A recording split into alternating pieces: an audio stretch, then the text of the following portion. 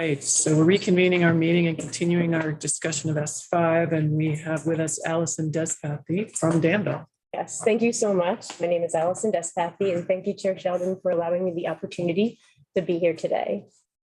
First, I just wanted to start. There were two pieces. One, I want to thank you all so much. I watched most of the testimony, most all of it from last year, and also in the Senate. And I just wanted to say to you all that you really have a loud, robust, honest, effective conversation, in my opinion, that I wanted to share compared to what I saw in the Senate. And I just appreciate that's happening here. It's very important to the process. So I wanted to point that out. And the other thing, before I sort of dive in, I guess it's also part of it here. I came into my concerns around this because as you, I'm sure all, you're here because you care for people and you care for the environment. You're tasked with a really difficult job right now. You're trying to find a solution that serves both. And that is difficult. And I appreciate that. And I thank you for doing the work on it. So the reason I came into this legislation and was really sort of concerned about it was because I'm a nutritionist. So I've been sort of fighting GMOs for a long time. And I had issues around the biofuel piece that wasn't dealt with at all last year. There are some steps in it now that obviously make it a little bit better with sort of phasing out, but I still have a lot of concerns around that. The other piece is the carbon credit system. So the clean heat standard, which is really what the bill is, and the clean heat standard equates to the carbon equivalent, which was defined and established in the Kyoto Protocol out of the United Nations. And so all of my research in the past decades, and I won't go through all of it, but so basically Bill Draper in the 1970s came up with, through the EPA, he worked for McKinsey before, he came up with emissions trading. We're going to do emissions trading. And then essentially for decades, really through the 90s a lot, they were like, what is carbon? You know, is carbon a commodity? It's a currency. What is it? So they were really starting to try to establish carbon on the market. And so the question is working with a clean heat standard carbon equivalent going to serve Vermont? And so the people and the environment, is that our best performance standard? Is that the way we can do it for the environment and for the people? Is it possible? And every single way I've tried to work my head around this is I cannot see how this would actually happen. Is this the way to fund the system on the plan? And I just want to also sort of preface that there's two big issues. There's massive fraud in carbon markets and carbon trading. There's tons of greenwashing that goes on. The Nature Conservancy is responsible for it. They are basically middlemen right now. They have been called out by Bloomberg 2020. There's been big conversations about, they are essentially saying, here's this protected land. It's already protected. We're going to buy the carbon offsets and we're going to sell them to Disney, BlackRock, JP Morgan.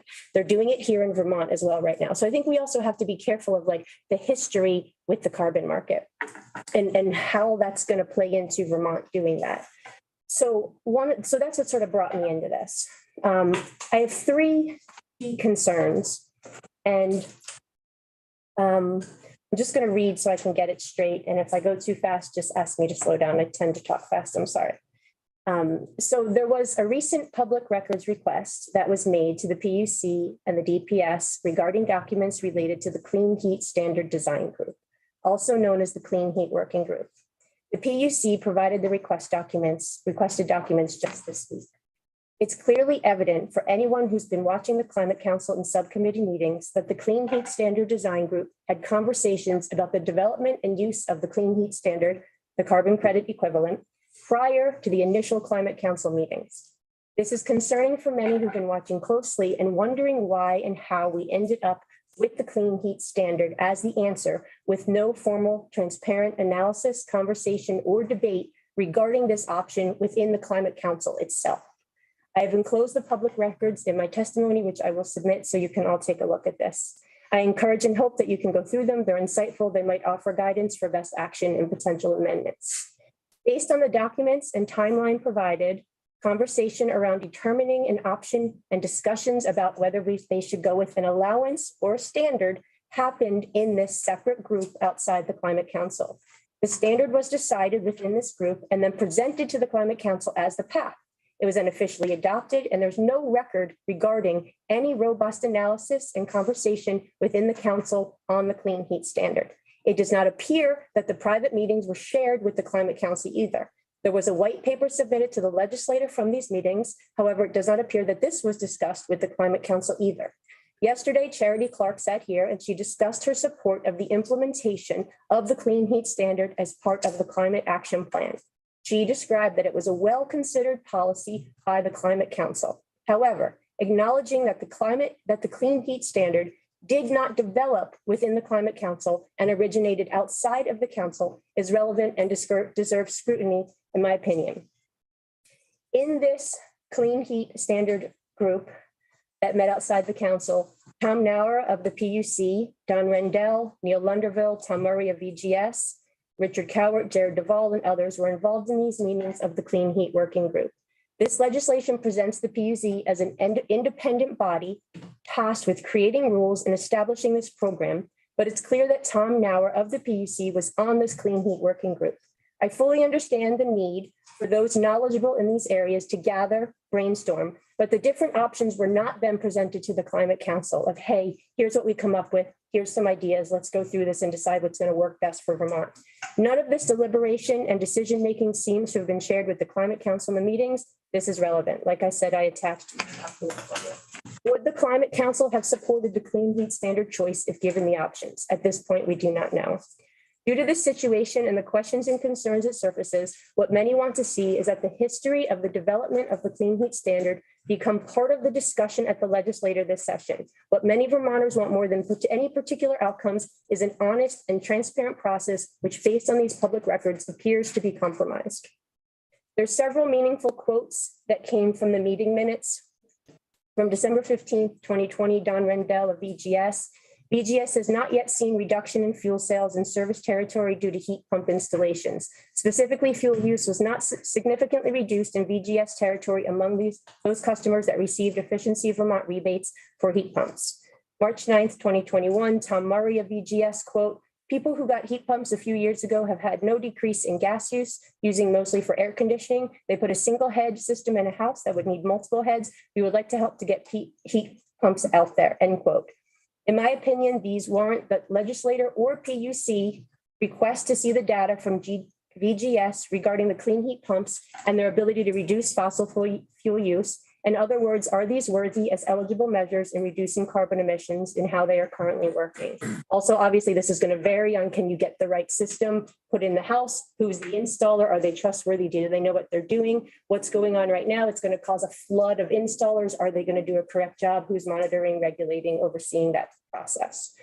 My second key piece is Dennis Percy of Fred's Energy. He was just here the other week. You guys heard him. He was also in the Senate. Him and other fuel dealers have specifically requested in both the Senate and the House that a high efficiency heating system that reduces fossil fuel consumption by 50% should be counted as an eligible measure. This is the direct, clear, easy, measurable reduction in carbon emissions. This absolutely should be considered. The reason also, the reason many people have said this shouldn't be considered is because, oh, it locks someone into fossil fuel for 20 years. However, I want to point out, it's so important to recognize at this time, the existing language in the bill regarding renewable gas enables Vermont gas systems to continue to flow frac gas, fossil gas into Vermont until 2050. I understand that VGS has tremendous amount of money invested in the pipeline. And if they will be continuing to move this fossil gas through the pipe until 2050, then it only makes sense and is equitable that fuel dealers should also be able to have the installation of high efficiency heating systems offering immediate and local reductions count as an eligible measure. This can be revisited and removed at any point. I heard Ellen talk about this yesterday. Any eligible measure can be taken off, put on, et cetera, et cetera. So if VGS is going to be able to continue to move fossil gas, frac gas through their system till 2050, shouldn't an installer be able to put a high efficiency system in that has massive reductions in fossil fuel and will help the people as well as help the fuel dealers to sort of get in on this? Because right now the fuel dealers are limited to using biofuels, but not getting any credit for the known easily measurable reductions with replacing old systems with high efficiency new systems. And I know yesterday you had asked, are we taking any sort of considerations or amendments from the fossil fuel dealers as were taken from Efficiency Vermont and the Equity Office, et cetera. And so I think this would be one to consider. So by allowing high efficient fossil fuel systems, the fuel dealers are offered the opportunity to significantly help reduce carbon emissions, even by 50% or more in some instances. So this obviously, as technology evolves, this can be, taken out. But right now, heat pumps, unless you have a tremendous amount of money, are supplemental systems. And so there are many people. I live in the Northeast Kingdom. There's so much poverty. There's a lot of people that absolutely they're living day to day. They're not going to be able to take on a supplemental system. And I know there's, the wood systems that can be considered, but that's not going to be an answer for everybody. And if these are cutting, I mean, you heard the fossil fuel dealers. I don't want to be repetitive. They are significantly cutting carbon emissions, which plays into the GWSA, the goals of the global warming solutions. So with this in mind, one of my requests is please consider striking from the bill on page 7, section 8123, under definitions, number 3, clean heat measures. Quote, it says clean heat measures shall not include switching from one fossil fuel use to another fossil fuel use. I think this could be really clarified where you could have this potentially be an eligible measure if it reduced carbon emissions by a certain percentage. And I'm sure all of those metrics are known by the fossil fuel dealers and otherwise that you could look at independently, obviously. Further support of this consideration to allow high efficiency fossil fuel systems is the fact that biomass and biofuels are considered acceptable, both of which are more carbon intensive and create more emissions based on full life cycle analysis metrics compared to fossil fuel. So without this amendment, this legislation greatly favors Vermont gas systems and is highly inequitable to the fuel dealers who have the capacity to make immediate and significant reductions in carbon emissions with this as an eligible measure, with these efficient systems as an eligible measure. So I had those pieces that I wanted to convey, and I will send all of the paperwork and the public records. I'm sorry, are there any questions? I had one last piece, but it looked like there was maybe a question. Sorry. Okay. Sorry. Just to say thank you. Oh, okay. Okay. Sorry. Oh, yes. Do I have 1 or 2 more minutes? You're right at the time, but go ahead. Okay. Okay. I'm sorry. Thank you. My very last thing that I wanted to, and this is just dear to my heart because it's about the ethics and it's just something that I know may not be relevant to you in this moment, but just moving forward with the electrification of Vermont is thinking about the copper mining that goes on and the mineral mining. And if you've ever, I will send it to you all if you have a moment, but in South America right now, it's hideous what's happening in Chile. With Codelco, the largest copper mining plant in the world, and they are totally poisoning the water and the air of these people, and they have the highest rates of cancer, and it is something that I think Vermont, because we are good people and we do care, need to keep in mind as we move forward with electrification, because as you all know, copper is what is going to enable this to happen, and we're not doing it right in any place in the world right now. So, sorry. So any other questions or any questions? Thank you. Okay. All right. Thank you so much. Thanks.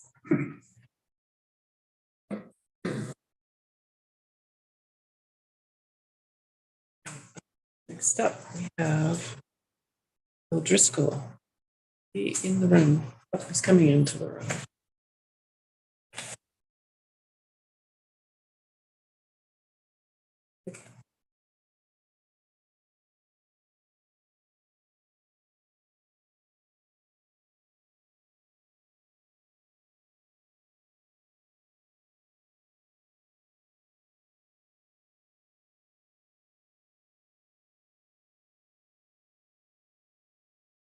Thanks for the opportunity to talk to you folks today.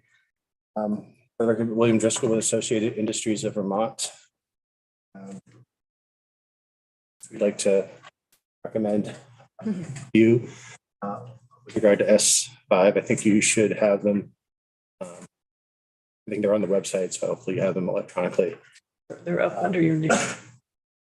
And so I had originally drafted these to the Senate passed version of the bill. So I changed them to work with the draft from yesterday. Hopefully I didn't miss anything in trying to make the adjustments, but that was what we did. And these amendments were worked on. We worked with, in addition to Associated Industries in Vermont, we're really focused on manufacturing. We worked with the state chamber, Lake Champlain Chamber, Associate General Contractors. So this is sort of our brainstorming of some suggestions to make. We also checked in and consulted with Global and with the fuel dealers. We've run these by Vermont Gas as well. So that's sort of the context of them coming here before you. And basically, there are two main concerns for us and the other business organizations that are weighing in. And they're closely related, but they both basically deal with the fact that process fuel for machinery and equipment is going to be included basically in the pool of fuel that the credits are going to be required for, and therefore there's going to be the potential for cost increases in those areas. And we have concerns that unlike actual space heating, but not only just residential, but even commercial industrial space heating, where I think it's fair to say there's quite a few opportunities to either invest in efficiency or fuel switching or those sorts of things to achieve sort of the emission reductions that this program is trying to pursue. We're concerned that there's less opportunity to do that with processing applications. Not that there are no possibilities, but I think it's tougher to be able to identify and implement the kind of measures that can help mitigate the cost impacts that could flow. So we want to ensure by sort of going through the bill and inserting some of these amendments that we have for you, that whatever help can be done or whatever projects can be done on the processing side get the attention and support that they would need. We would have concern that, with the low hanging fruit of other projects, other actual heating projects, the processing side might get neglected or left behind, and we just want to try to avoid that. So we're not paying that cost, but not getting the benefit of these programs. So that's what the lead concern. Then the other major issue is this, again, that question of what is this going to do to the cost of fuel? Obviously, that's a very contentious topic. We may not really have a firm idea what that cost increase might be, but it could be significant. It could be meaningful to businesses, particularly ones that are dependent on fuel for processing. So we also wanted to make sure that there were elements in this bill that definitely take a very proactive focus on monitoring what those costs might be and thinking and acting on measures that might help mitigate them, if possible. So those are the two main issues that are the background for these proposals, and I'd be happy just to walk through them and see if folks have any questions.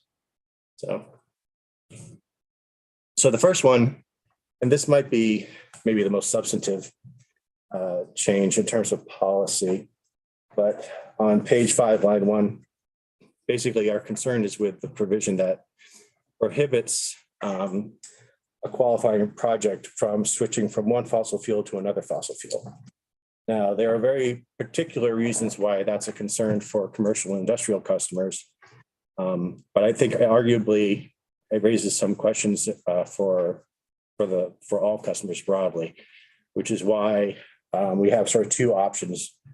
One that would just simply preserve the opportunity to switch from one fossil fuel to another for commercial and industrial customers, and then one that would allow that for everybody. And what's important here is, a number of manufacturers over the years recently have worked hard to switch from oil to propane, oil to natural gas. That certainly has financial benefits, but it is a reduction in emissions. It may not be as extreme as electrification, but it is a positive step forward. And given that we are concerned about how many viable options there may be to pursue creditworthy projects in the processing sphere, we would want to hold on to this as an option. We would want to be able to have the ability to have companies move from oil to gas, which is probably going to be much more viable across many more scenarios than trying to electrify. So we would argue for that. There's also, I think, some practical questions, and maybe this is something that you folks have already discussed and there's an answer, so I apologize if that's the case. But the bill here allows for efficiency measures as allowable clean heat projects. And I think that this language raises the question, at least in my mind, let's say you're going to do an efficiency project, right? So you're going to say you want to switch out a boiler. And you could switch out a less efficient boiler for a more efficient boiler. If the first boiler is oil and the new boiler is oil, fine. But if your new, more efficient boiler is propane, does this language actually prohibit that as an efficiency measure? So I was trying to think through what the consequences are of this language here. So I know you want me to not take too long, so I'll just leave that, but be happy to talk that through more if folks want. So the next change, page 19, line 16. And this is, again, getting back to, we want to make sure that processing projects don't fall through the cracks. They could be much more challenging. It could take a lot more sort of thinking and strategizing about how to make that sector work. So we just wanted to include commercial industrial process fuel using customers among those specific programs that the default delivery agent would have to work on for sure. And please stop me if you want. These are fairly simple or straightforward things. Similarly, along this theme, looking through the list of specified or called out industries that would qualify on page 23, starting on line 8. I think several of these could be applied to the kind of projects that we're interested in, but where I think some more specificity was required is process fuel efficiency improvements, just to avoid confusion with the thermal efficiency improvements that are listed up higher in the list. And now I think we're getting more into the cost concerns. So in looking through the bill, we were trying to make recommendations that kind of fit in and parallel to or similar to other provisions. And originally looking at the review of consequences on page, I have page 24. I don't know if that's still correct or not. It's H. And the existing bill as it's drafted has a review of consequences. And when you look through that list, they're essentially environmental consequences. And just sort of monitoring those and then taking what steps might be required if there are harms to deal with. We were originally trying to put customer costs and economic impacts into that section, which I think is fair to say wasn't really a great fit. So what we did is simply created another section that's very similarly designed, and it's just simply dedicated to addressing customer costs and other economic. And because we were calling it out as an economic consequences section, I added environmental to the original section, just to make clear that those are the two areas that those sections would be looking at.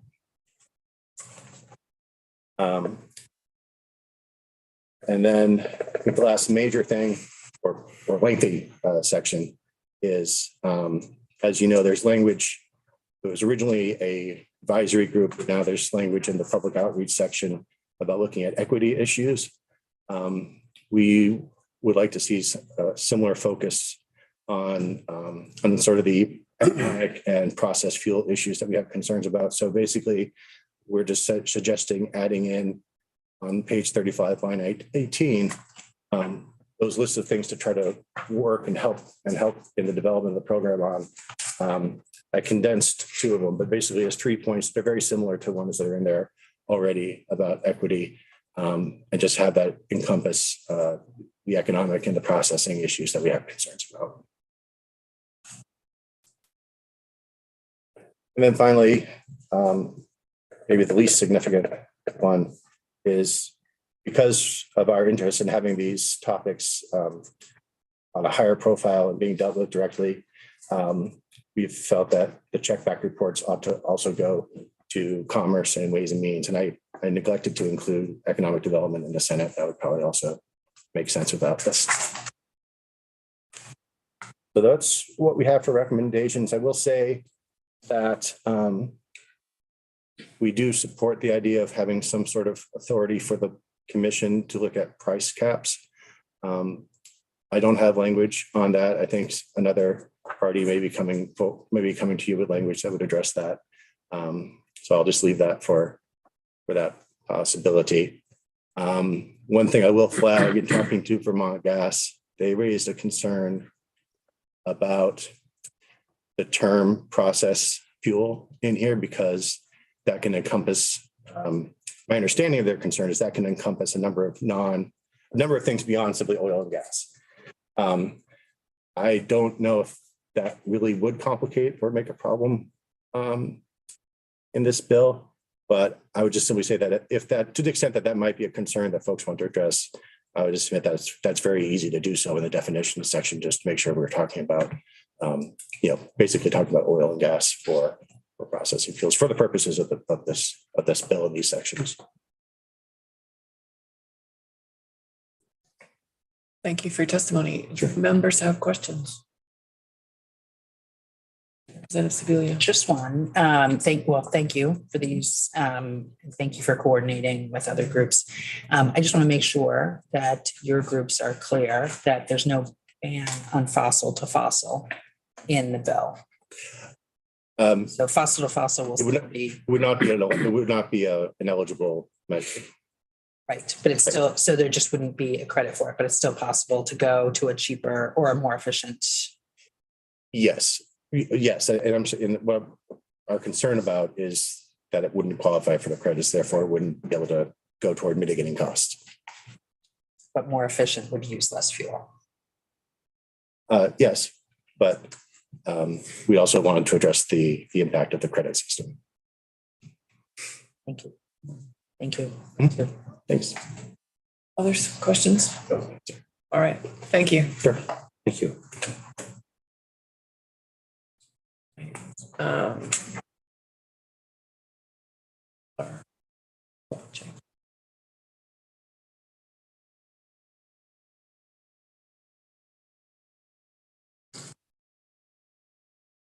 Yep, we have Ben Edgerly-Walsh.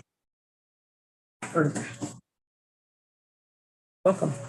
Thank you. Thank you for having me today. For the record, my name is Ben Edgerly-Walsh. I run the Climate and Energy program with EPIRG. It's my first time in this newly constituted committee, though I know some of my colleagues have spent a lot of time here and you've done a lot of great work on other issues that EPIRG works on. So thank you for that. Recognizing our time is short, I wanted to just talk at a high level today about the benefits of and need for an Affordable Heat Act, get into a few key principles that VPIRG has had throughout last session and this legislative session as we've considered the bill and provisions in it, and finally cover some key improvements from H715 from last year and why we see them as so important. So passing and implementing an Affordable Heat Act, from our perspective, is a critical step as we strive to move the state away from polluting, price volatile fossil fuels. I want to be very clear that we are not on track today to hit our legal requirements under the Global Warming Solutions Act. We are not on track today to get the substantial portion of Vermonters off of this, price roller coaster that they're on right now with most fossil fuels. And that's a real problem from a climate standpoint, from an equity standpoint. So the elements I want to say of this bill, some of them can, I think, accurately be described as complex. At its core, this is a very simple idea, and it's not a new idea. This is actually something that Vermont is already doing in other areas, essentially saying, as we do in the electric sector, for instance, this set of energy companies are responsible for helping their customers reduce their energy use, reduce their fuel bills, and reduce the climate pollution coming from the energy that they use. That's something that we have in the electric sector under Tier 3. And this bill essentially extends that concept to fossil fuel importers in the heating sector. So this is not something that is brand new in Vermont. It is something that we would be applying to a new sector and a new set of companies. And, frankly, a set of companies that have been selling these fossil fuels for many decades with no responsibility to help their customers reduce their fuel use, their carbon pollution, or their fuel bills. So from our perspective, this is a step that we should have perhaps taken a while ago. But if we take it now, we still have a real, we can still hit our 2030 requirements or 2050 requirements. And, really importantly, have some enormous equity benefits for Vermonters. In terms of the principles that I wanted to touch on, any policy like this, from our perspective, would need to ensure that we get to our legal requirements under the Solutions Act. This policy does that. It would need to do so on a life cycle basis and taking into account not just the pollution created when you combust or use a fuel or a measure in Vermont, but the full pollution, carbon pollution created from the initial creation of that fuel all the way through its transportation to Vermont and its combustion in Vermont. And that is required under this bill. So every fuel, biofuels, biomass, hydrogen, fossil fuels, everything in the thermal sector would need to be assessed on that life cycle basis. And we would need to hit our requirements on the basis of the greenhouse gas inventory we have in Vermont and on a life cycle basis. That is true across the board under this bill, and that's a really key principle for us. It also needs to be something that drives affordability and equity. It needs to be something that is implementable on the ground, given the reality of a very old building stock and hundreds of thousands of pieces of fossil fuel equipment we already have in people's basements and utility closets. And it needs to be one that, while from our perspective, it is important to have some what I would consider less bad options, it needs to have clear guardrails and limits in place for those options so that we do not become overly reliant on them as we are trying to transition to a truly different, more affordable heating sector. So I wanted to spend just a couple minutes talking about a few key improvements from H715 of last year that we're very supportive of, that really speak to those principles. And then I want to make sure I leave a couple minutes at the end if you have any questions for me. Number one, the declining carbon intensity threshold. That is a very important piece of this bill for us that really speaks to those guardrails that would, from day one, not allow the sort of dirtiest options in some of the sector, some of the fuels that are eligible under here, like biofuels, into the program, and would require those fuels over time to become cleaner and cleaner to be eligible to be used at all under the program. That, from our perspective, is important. It would leave options on the table, but it would make sure that they are the better versions of those options. Number two, the life cycle assessment is much clearer and more transparent, and I would argue stronger than last year's version. There are things like fugitive methane emissions that were not called out in the text of last year's bill that are very clearly in the text of this bill. And any life cycle assessment should take those things, loss of carbon sequestration, fugitive methane, into account. This bill, in black and white in the bill, does not leave any ambiguity as to whether those things will be covered. The PUC is required to account for them under this bill. And that, again, from our perspective, it was a big improvement.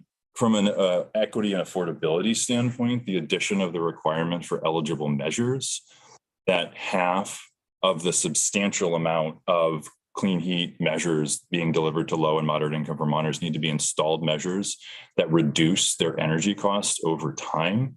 That is, again, a new feature of the bill this year. And that is a very important element from an equity standpoint for us. That's going to get more weatherization, more heat pumps, more measures that are reducing the energy burden for low and moderate income Vermonters out in the world. The last point that I want to make is we have a moment right now because of the Inflation Reduction Act that passed last year at the federal level and the very substantial tax credits that are available to Vermont businesses and Vermont families. Under that bill, we have an incredible opportunity. If we pass something like this now and get it stood up quickly, we can take advantage of literally hundreds of millions of dollars of federal money through those tax credits. Those tax credits only will exist for about 10 years. So if we wait around and do something like this 5 years from now, 6 years from now, we are going to have very little opportunity to take advantage of those federal dollars. But another way, if this is done soon, the federal government is going to foot the bill for a really big portion of this transition. If we wait a while, the federal government is not going to be there with that assistance, absent additional congressional action, and we are not banking on additional congressional action as much as we would like to see it. So that is my testimony for today. Again, we are strong supporters of this construct, think that it has improved substantially since it was initially conceived of, at least legislatively, in energy and technology at the beginning of last legislative session, and believe that we need to do so now, both based on our state requirements and the opportunity that the Federal Inflation Reduction Act provides us to really move Vermont in a better direction and provide Vermont families insulation from the fuel prices that they've seen of late. Representative, thank you for your testimony. Representative Sadkowitz. Now, can you talk more about the relationship between the federal money and this program, and how this program in particular will allow us to draw down more of that money than we would have otherwise? Absolutely. So there are, broadly speaking, sort of 2 or 3 buckets of federal money through the Inflation Reduction Act that are relevant to this bill. There are 2 pots of about $30 million that are coming. Regardless, this is formula grants that all of the states are getting a portion of. So Vermont's going to get about $60 million in money for direct rebates that'll be administered by the state. That's probably going to start going out the door in 2024. That is not affected by this bill. That much money is going to go to low and moderate income Vermont families regardless. The piece that is affected by whether or not this bill passes are the substantial tax credits that are available.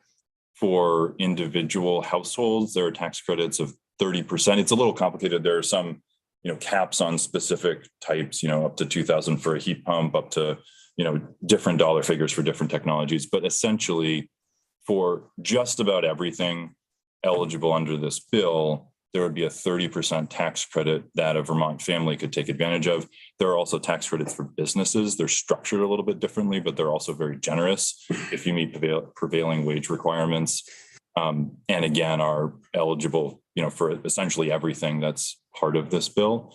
I do want to note that unfortunately, the way the Inflation Reduction Act was structured, those are all tax credits. They're not refundable tax credits, so low and moderate income Vermonters don't have access to those same tax credits. That's unfortunate. It's something that I think the state has done a lot to ameliorate with state funding over the last couple of years to the tune of about $150 million for low and moderate income incentives in this space. But we would love to see federal money that's more available to low and moderate income Vermonters. Absent that, something like this that has a very strong requirement to provide benefits to low and moderate income Vermonters is really, really important from our perspective.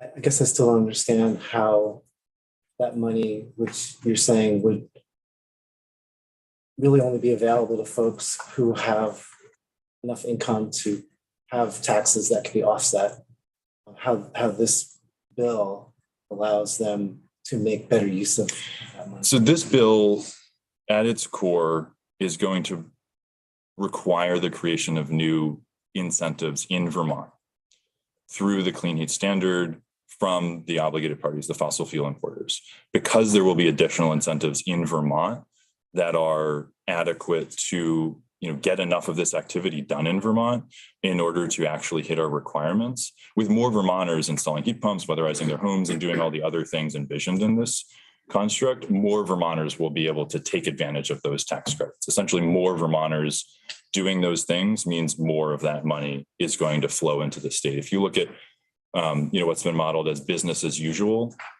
like what happens if we don't do this versus the requirements in this bill through the Global Warming Solutions Act, and you add up all of the activity, the heat pumps and everything else that would need to happen because of that, you're looking at a couple $100 million more in tax credits that would flow to Vermont businesses and families because of that activity. So essentially it gets more in the door because it requires more activity and there will be more incentives in Vermont. So I'm trying to look at it from the perspective of like a particular family, with a particular income that would qualify them to get tax credits. What I see, tell me if I'm wrong, what I'm sort of seeing, what I'm thinking or implying is that at least some of those taxpayers would not take advantage of the tax credits that are available to them, except for the additional incentives that are in this bill. That's going to push substantial, large numbers, right, is what I think I'm hearing, to push large numbers of people from basically letting those tax credits pass them by, Right. to saying, oh, if I can get this tax credit and I can get this other piece of incentive, then I would be willing to make this investment. That's exactly right. That's very well put. Essentially, there will be families that look at the federal tax credits and other incentives currently available in Vermont and go, we can't quite make that work.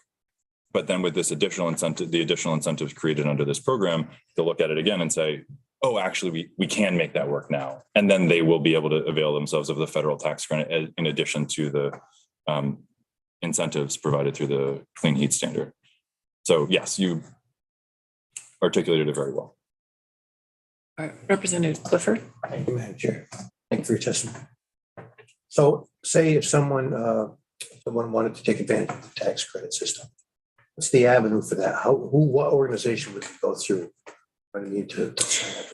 Yeah, so essentially when you're installing anything like this, the installer is going to be familiar with that. They're going to let you know, hey, there's a federal tax credit for this. The tax credits are structured generally. I can't speak to every single one of them, but I know the residential ones are ones where you would have to, purchase the equipment, get it installed, and then next year at tax time, you would say, hey, I installed this thing. Here's how much it costs, and you'd get 30% back up to the cap for the particular technology. It's just like, for instance, if you buy an EV, there's a $7,500 tax credit. You file on your taxes next year, you said, hey, I bought this EV, here's what it is.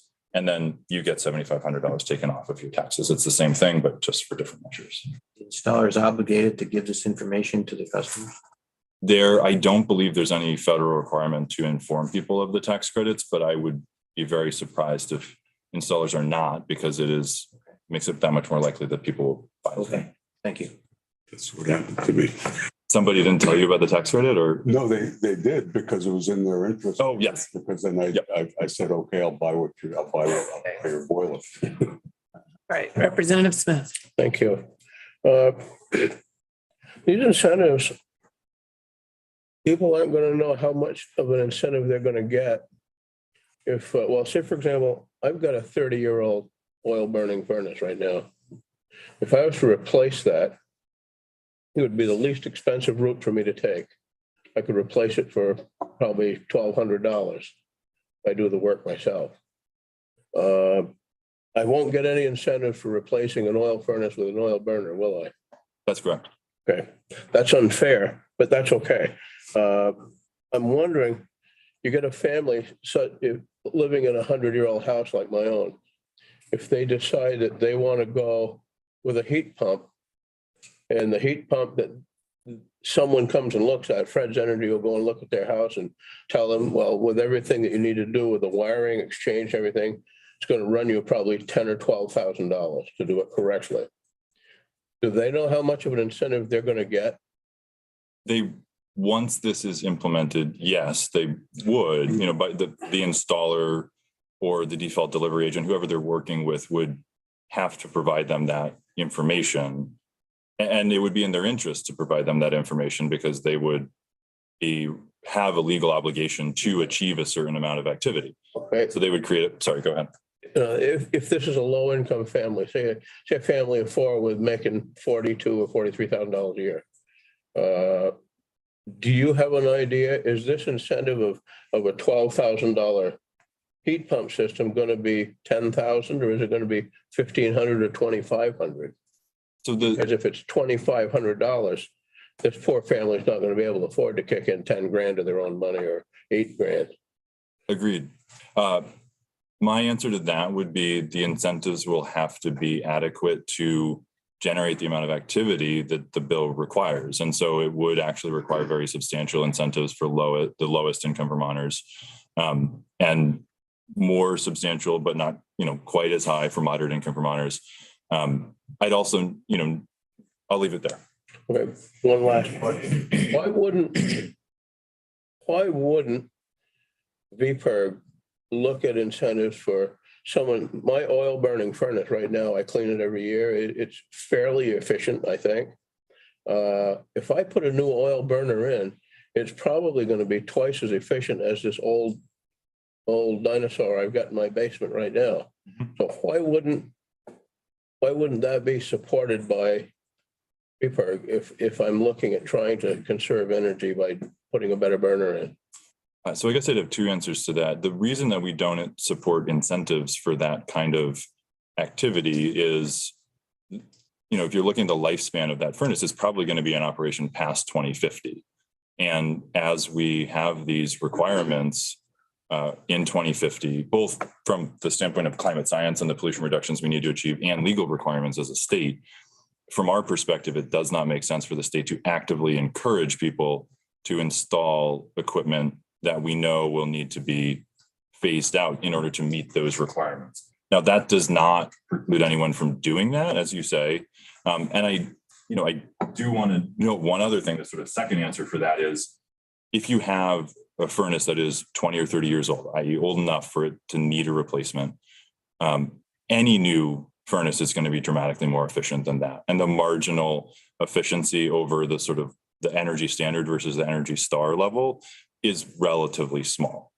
So if you get a new furnace, you're going to be cutting your energy use. What we would like to see is more incentives for you to have, say, a heat pump to supplement that so you can use that furnace less. Thank you. Thank you. Thanks again for your testimony. My pleasure. Thank you very much for the opportunity. Next, we have Anthony Arapino from Conservation Law Foundation.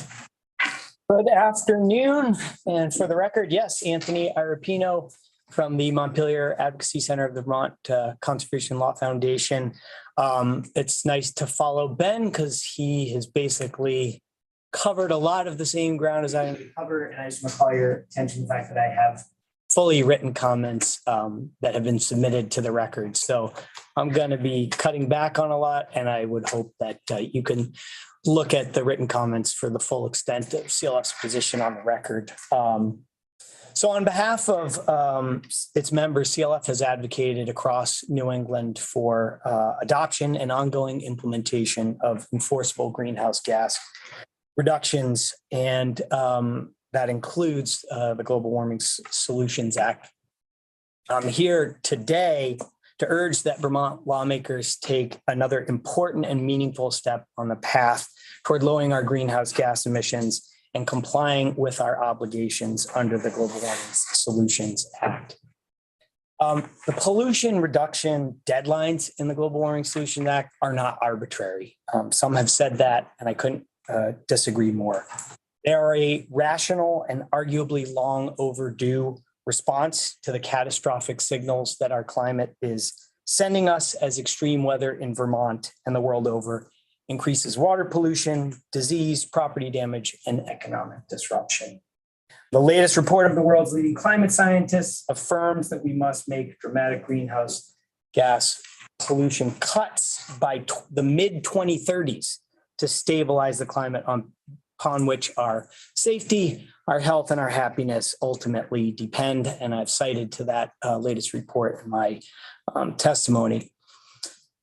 I was in the predecessor of this committee 17 years ago. That's the first time I came here to talk about climate change. And it was in the context of Lake Champlain and how our then existing cleanup plan failed to account for the fact that climate change was going to make pollution to the lake worse. And we needed to update that plan now, because if we waited, it would cost us more money in the long run. Unfortunately, back then, it took a long time for the legislature to get to that conclusion, and more pollution flowed into the lake, and it ultimately cost more to address that pollution. So I'm really thinking to myself, sitting here today, how much easier and less expensive would this all have been if we started down the path that you're on today, 17 years ago? And I really say that as a response to those people who say, you need to wait. You can kick the can down the road even further. It's a mistake that we've made in our past, and I hope it's one that we won't repeat. We just don't have time to lose. The Affordable Heat Act is responsive to and has undergone substantial public process. I don't need to tell you all that. You've been sitting here for a couple of weeks. I've been mostly listening on YouTube and appreciating your thoughtful questions and the wide variety of people that you've heard from. I know this is the second go around for the legislature with this bill. Now, while the need for climate action becomes more and more urgent each day, another response to those who say we need more public process is to recognize that the Affordable Heat Act, as you're now considering it, reflects a measured and thoughtful approach to accelerating and codifying the ongoing transition toward cleaner, more price-stable heating measures for our homes and businesses. You've got a significant phase-in period of this bill. It won't take effect until 2026 at the earliest, following a subsequent legislative review and approval process. Immediate passage of the Affordable Heat Act will send an important signal to the marketplace, encouraging more Vermonters to join the climate-friendly workforce of the future and allowing time to train those workers to hit the ground running. 2016. Now, some of you may know that CLF's position on a clean heat standard for Vermont has evolved since last year, and that's in large part because the legislative process has been genuinely responsive to some of the significant concerns we had with last year's bill. I'll just highlight those. Ben covered a lot of those, but chief among them is limiting and phasing down the use of biofuels that would not truly reduce greenhouse gas emissions and other environmental and public health harms. Expressly promoting effective pollution reducing strategies, weatherization, electrification, and ensuring that a meaningful percentage of those measures are installed in homes for low and moderate income Vermont households, and then strengthening greenhouse gas accounting to make sure that we're accurately tracking progress toward the pollution reduction requirements of the Global Warming Solutions Act. Can't stress enough that the new bill's declining cap on carbon intensity of biofuels eligible for clean heat credits is a central reason why CLF is now able to support the Affordable Heat Act. There's been a lot of work on life cycle in greenhouse gas accounting. I know you've heard from other experts on that topic. And I can tell you that the language that has been inserted into this bill compared to last session's clean heat standard are really strong guardrails. And if they are faithfully implemented as you've written them in the law by the PUC, I think we are going to see over time that only the cleanest of alternative fuels that truly get us pollution reductions will be eligible for clean heat credits over the long term. I know you heard this morning from folks who work in with low income Vermonters and in the housing sector. Some of those folks I also work for in other facets of my practice. And I just echo what Ben said about the importance of the equity measures that you've adopted this year. This is a much stronger bill in terms of addressing the needs of low and moderate income Vermonters. The reality is it's not just Vermonters with more financial means who want to be able to keep their houses warm without contributing to the warming of the planet that threatens their families. So I know you heard extensive testimony on that. I know you're also asking questions about the federal funding. I do have a link in my written testimony to an explainer about some of the federal funding programs. And I do also want to point out, because I echo everything Ben just said, but even the money that's already coming to Vermont should be something you think about in relation to this bill and your concern for its effect on low and moderate income Vermonters, because in addition to the tax credits, which leave some Vermonters behind, there are powerful rebates that you can claim, and that money is going to hit the streets. And that means that even if there are increases in the cost of fossil fuels as a result of passing the Affordable Heat Act, that federal money is going to, in the meantime, help a lot of Vermonters get off the price roller coaster and be less exposed to any price increases that come as a result of passing the Affordable Heat Act.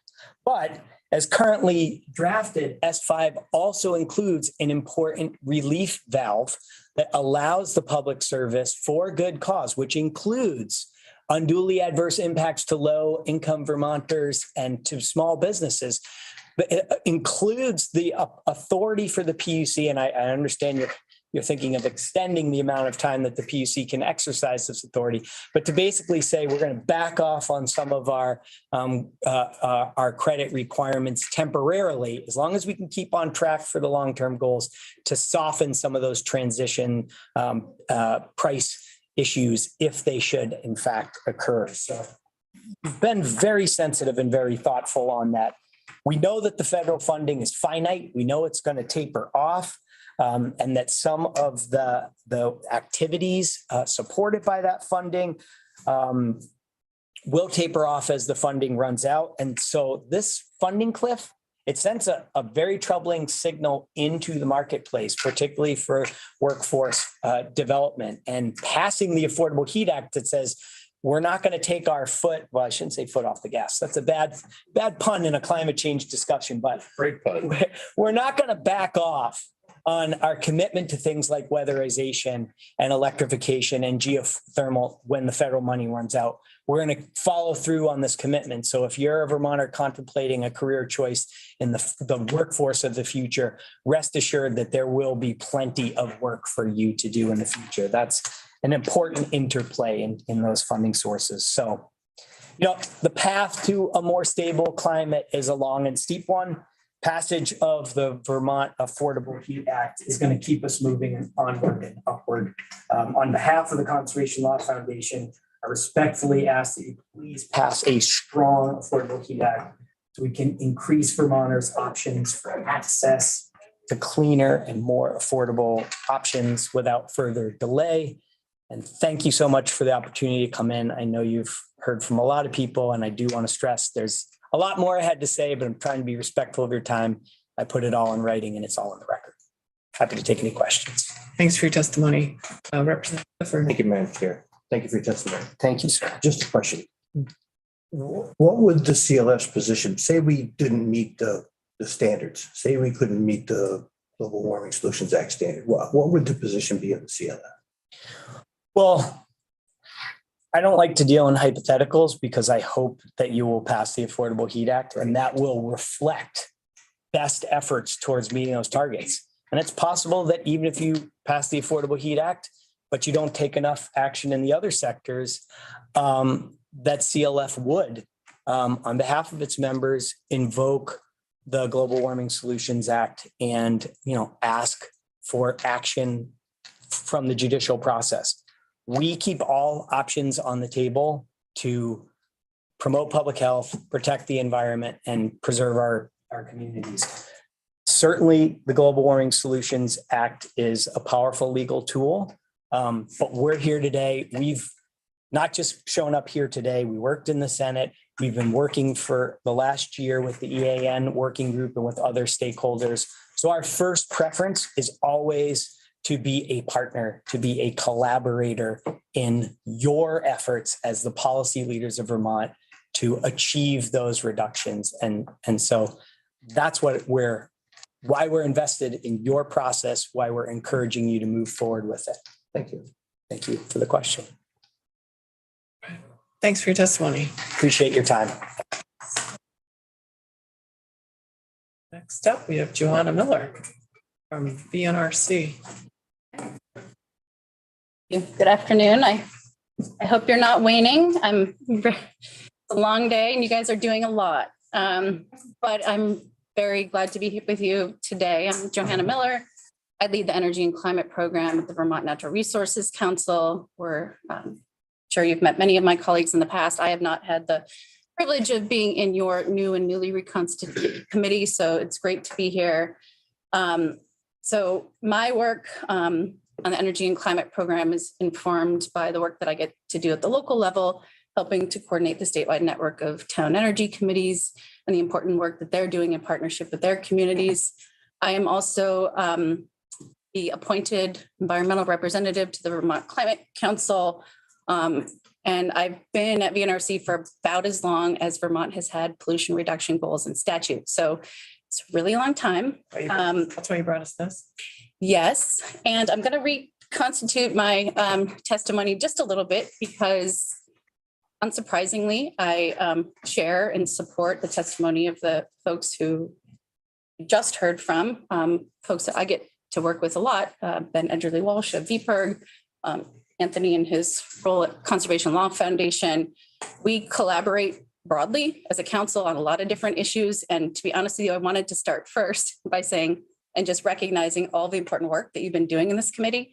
You guys have been doing a lot, and your work with the bottle bill and H126 and the household hazardous waste. I just want to say, while those are not necessarily issues that I'm leading on, these are really critical issues in the state of Vermont. And I just very much appreciate all the work that you've been doing and what you're lifting here in this conversation. And so, you know, I'm really here to support and ask you to support the Affordable Heat Act. As you just heard, the work that has been done over the last year and the work that led up to it, which, yes, I did share for you all, sort of a synopsis of some of the very things that have led us to this moment, just to underscore that this is not a strategy that is coming out of the blue.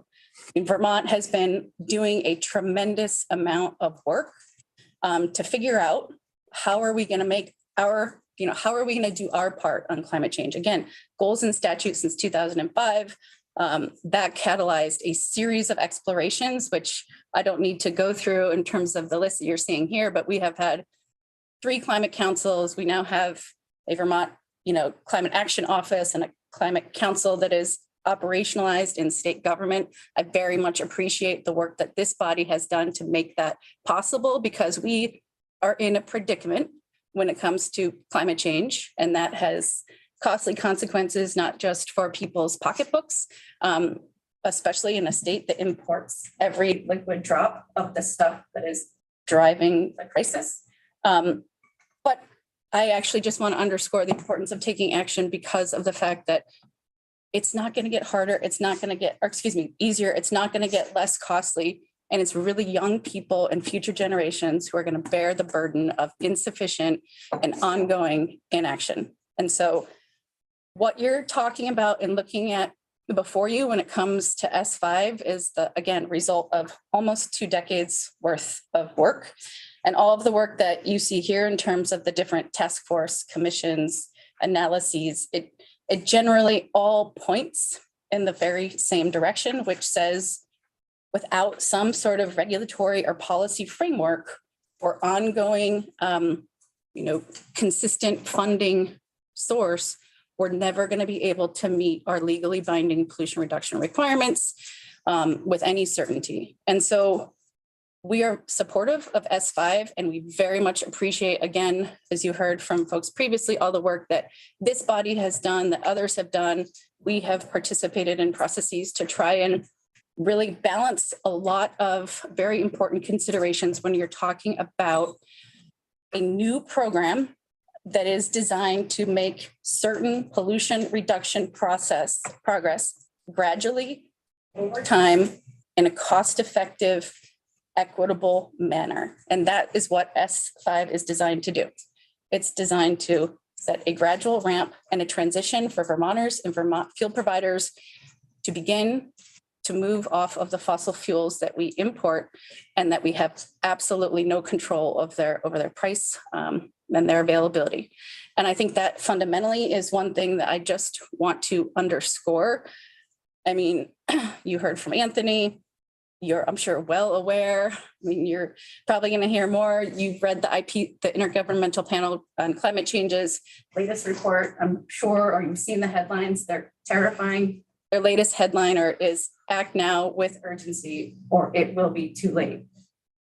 Vermont's not going to solve the climate crisis alone, but we certainly have an obligation to do our part. Vermonters want us to do our part. This nation has, we have much more of a responsibility because we've caused more of the problem than other, persons and countries around the world. So we have an obligation to fundamentally do our part on the climate crisis. And it is also an economic opportunity because 75% of the dollars that we spend to stay warm from fossil fuels goes out of our state. I know you've been hearing a lot about the costs and the consequences of implementing this policy. Lots of different numbers out there, and those are unverified. But what we do know is that the cost of number 2 fuel oil for many Vermonters went up by about $2 a gallon in about the span of a year or so. We have absolutely no control over that. What we know and what you have heard, we all were surprised to learn that, Saudi Arabia and Iraq are now ratcheting down on their oil production. I mean, has already and will drive up energy prices. The goal is to move Vermonters off of this roller coaster because we have technologies at our fingertips today that are more cost effective and that are cleaner. And that is exactly what S5 is designed to deliver, to create a market to deliver. And fundamentally, and I don't need to belabor the point because I'm sure you are all waning, but one thing I would say is that at this point, I fundamentally look at this bill as a market driver and critically, most importantly, besides the climate crisis, which keeps me awake at night, is very fundamentally essential to bringing everyone along in the transition. People who can afford to get off fossil fuels have or will. And if they don't, then that is their choice. But people who can afford it will. And we have to bring everyone along in this transition. This will require the fossil fuel heating provider sector for the first time to participate in the energy transition, like we have required our electric provider sector to participate in the energy transition. And oh, by the way, it's done big things for the state of Vermont.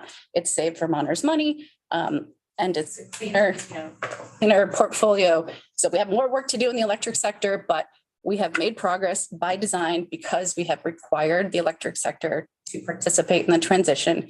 You are asking the liquid fossil fuel heating sector to do the same. I think we have to be very thoughtful about supporting them in the transition. You're focused on that a little bit here. There's more to do when it comes to supporting a climate workforce. But I just want to underscore that, you heard a little bit today about the Inflation Reduction Act. There are other federal dollars coming in. You also heard that the Inflation Reduction Act falls short in some ways because it relies on tax credits, which lower income Vermonters can't avail themselves of. I view this policy as helping to fill that gap in some very critical ways and fundamental to actually doing our part on climate and moving people off of a roller coaster of high prices that we have no control over. And it's really hard. It's obviously very controversial. You're getting a lot of pressure. This body has done hard things before. I don't necessarily envy you, but I agree that you've been incredibly thoughtful about the process, hearing a variety of perspectives. I very much looking forward to, staying tuned into your work, supporting you, doing more things. I see some improvements related to the equity provisions, particular in the latest version of the bill. I think that's very important. We have to make sure as we make this transition, which will happen. This transition is happening. It will happen. You've heard that from fuel providers. We can either do it by thoughtful design with intention, like this policy and this bill is designed to deliver, or we can do it by default. And I fear that we will be leaving people behind. And so I just want to underscore the high cost of the status quo, whether, the climate crisis keeps you up at night like it does me, moves you. The status quo is deeply costly, deeply inequitable, and it is my hope that you support and advance this bill. Thanks for your testimony. Thank you. Members have questions. And I'm happy to provide links to this. I will follow up, share this with Kate, provide links to it and to the general sort of high level takeaways that were fundamentally undergirding all of these processes. So, thank you so much. Representative Sibilia. Yeah, I just want to thank you for this helpful reminder Well, these measures have not just dropped out of the sky randomly. Well, thank you. And having been involved in some of them before I had gray hair, my request to you is, it is my hope that we finally move from taking our goals, meeting our requirements, and actually doing the hard thing and acting upon the commitment we have long rhetorically made, but have failed to deliver on in terms of policy, regulatory design. And this is a good, well-balanced bill that I think we can work together to make better, to help everyone in the transition. Thank you. Thanks. All right. Next up, Lauren Hurl from Vermont Conservation Voters. I will try to be brief. I know it's late, but thank you so much for the opportunity to testify today in strong support of S5, the Affordable Heat Act. For the record, my name is Lauren Hurl, and I'm the Executive Director of Vermont Conservation Voters. And it's a pleasure to be back with the committee and just echo the gratitude for all of the bills you've been working on and past really meaningful and important and great work. And the Affordable Heat Act, like some of the other issues, was one that was identified by the environmental community, the 19 partner organizations that we worked with to develop the key priorities that we were expecting, hoping to see action on this year that are critically important to Vermont's environment and health. And the Affordable Heat Act was the #1 thing listed on our agenda this year as the most meaningful action. And, as you heard repeatedly, it's because this is the most significant climate action that the state is contemplating right now. It's among the most impactful ever considered by the legislature in terms of really moving us to a cleaner future. And we worked hard to support and the enactment and implementation of the Global Warming Solutions Act. And of course, this was the cornerstone recommendation in the thermal sector. And I really want to applaud the legislature for the meaningful progress of evolving the bill from last year's version. I think, you've been hearing this afternoon, so I don't need to belabor the points, but again, the provisions around making sure that we are focused on helping those most harmed by the current system and making the transition, including low and moderate income Vermonters, including renters and so on. That's really important work that's been done to improve the bill. And it was really important to have the mechanisms in the bill to ensure that we're not transitioning from one bad fuel option to another bad fuel option. And I think that there's really good provisions in here to do that. I know you've been hearing from some folks, we should go further, we should ban certain technologies, this and that. I think the current language reflects a feasible, responsible, and scientifically based approach to do that over time. And I think that we in the environmental community will need to continue watchdogging this program to make sure that it really is leading to the technologies that we want to see and that we're not creating, problems down the road. And I'm sure we will all be watching this closely and ensuring that, we're really getting people to cleaner solutions that are really driving down climate pollution and not creating other environmental problems. So I'm sure you'll be seeing that. And with a provision added in the Senate to require the legislative approval, I think we'll have a chance before the program's implemented, as you've heard repeatedly, to make sure that in its initial design, that it really is achieving these dual goals of helping everyone come along in the transition and also making sure that we're transitioning to truly clean solutions that are going to do our part on climate and help Vermonters. And I know we're all concerned about heating costs. And I believe the point of this bill is to make sure, as you've been hearing, that every Vermonter can, in fact, benefit from transitioning to cleaner and more affordable alternatives. And, we know not acting is costly and harmful. And, you've been hearing about the headlines we're seeing about, the world in store if we don't act. And, my 11 and 8-year-old are always front of mind. What is the world going to be like in 20, 30, 50 years? And, I know I want to be able to say we did everything we could. We did our part, we stepped up. And part of the IPCC coverage was focused on, there's limited time to act. And what's holding us back is political will. It's not that we don't have the technologies. We know how to do it. We just need to step up and act. And I'm coming in today was just like, I'm feeling deeply grateful that you all are taking something that's really hard and doing that work and acting and really stepping up. And so, Vermont being here, leading, putting in place an innovative and important policy I'm really grateful. And, and I think doing the opposite and failing to act would be really irresponsible when we look at oil prices right now. All that does is leave Vermonters vulnerable to price spikes, that we have no control over. It's expensive, and leaving people in this reality and failing to act and not taking steps to get people to a better future is exactly the wrong path. So I think that the Affordable Heat Act gives us a tool to really make the transition thoughtfully with equity and accountability and being able to shape it to work for Vermont. I'll just skip a little bit. I know it's getting late. Just one thing I was thinking about was the recent experience I had. So our oil boiler was ready to be replaced, and we had, our fuel dealer come over, and we're talking through options, and, very nice guy. And, we were clear that we wanted to find the cheapest and cleanest way to heat our home and stay warm. And, the guy was running through a bunch of scenarios and basically talked us out of heat pumps, even though that was what we first thought, and kind of convinced us that our house was not a good setup for it. I am not sure if that was right or true. We eventually put in a wood pellet boiler, which I had mixed feelings about. They were very clear about the incentives that were available from the federal government for those. It was like a 30% federal incentive for that. But, we were basically wrestling with the guy a little who, was very nice when doing his job, but his job was to make as much money for his company as possible, because that's, what his role is. And we were trying to find the thing that would be cleanest and cheapest. And I think that what this bill fundamentally does is, instead we can imagine where the fuel dealer is coming to your house and you're working together because we both have the shared goal of finding the cleanest and cheapest alternative. And so you're getting the advice, you're getting better incentives, and you're able to transition to, something that's going to keep you warm, which is what we want, and save you money over time.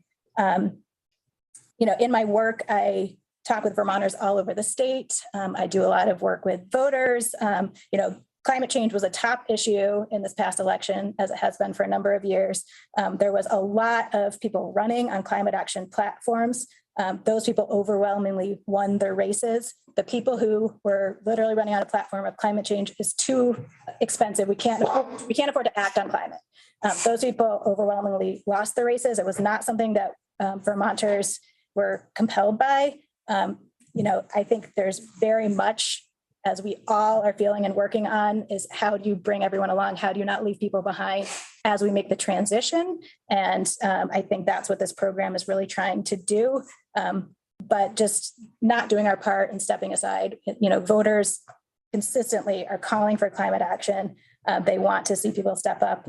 And again, I'm just really grateful for your time and attention, your leadership on this bill, on addressing the climate crisis, the biodiversity crisis, and all the work that you all are doing.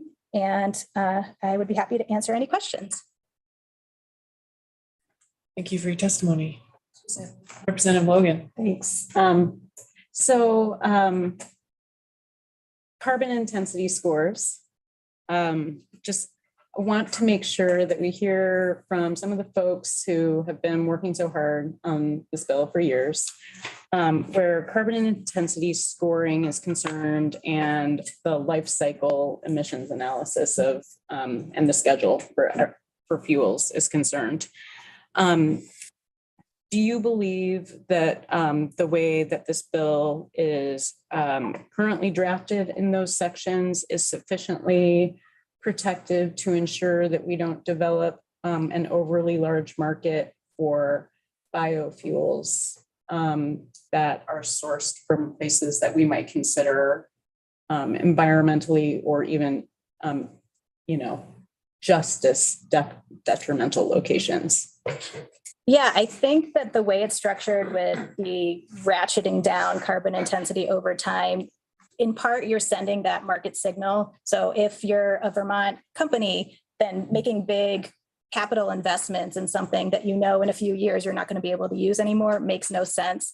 So a lot of the conversations that I've had with, colleagues, allies who are really concerned about what does this transition look like and making sure we don't somehow lock in or, unfortunately incentivize fuels that have really damaging effects on the environment, just like fossil fuels do.